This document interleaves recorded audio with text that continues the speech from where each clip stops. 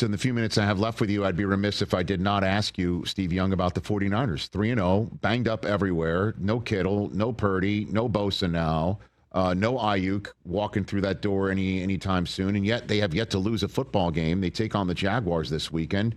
How real are the 49ers? Or you just don't know? They are it's impossible to know right now. But are they showing signs of a transitioning team where young players, rookies, are going to contribute, and they're going to, by the end of the year, we're going to have fans wearing four new jerseys that they don't even, they're just learning about now, and somehow they just stay gritty in those tight ball games and get on a roll with the tight ball games and win instead of last year losing most of them, win most of them, and then get into the tournament and figure out a way to get gritty again. They're not the superpower. They're not the best roster in football like they were a couple of years ago. And now, especially with Nick's a gut punch. That's a groin shot that you're doubled over for a little while no matter what. And then in the biggest games of the year that are coming, who's that guy that's going to close games down? And if it's Bryce Hall, then okay, that's what I mean. New people need to become Nick Bosa. They need to become Debo and all the rest of it. And Brandon needs to get healthy. So it's there's a lot of stuff that's got to happen to get in the mix.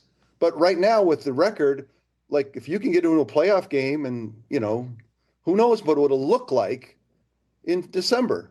Like I said, this is preseason, and the NFL is so much faster in development than they've ever been. That you can actually say, we'll throw a team together, we'll see you at Christmas, and we'll let you know.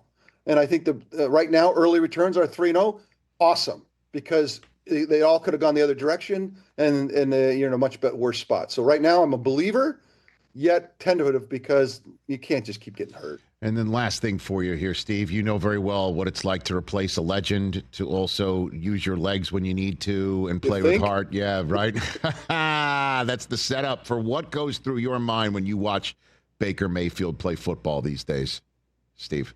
I love Baker. The grittiness, and he throws the ball better than I thought.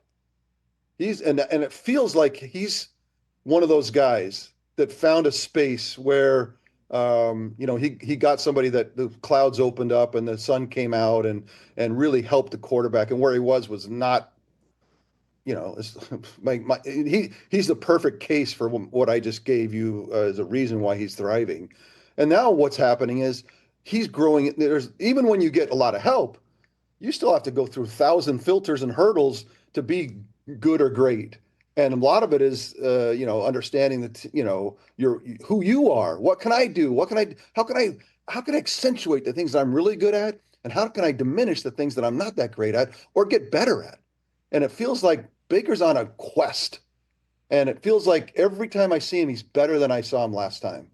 And I love that. That's how you get there. And that's the beauty of being in a place where it's, for quarterbacks, a good spot. And now let's see how good you can get. And Baker's like, okay, I'm willing to ask the question and go into jump into the void and say, how good am I?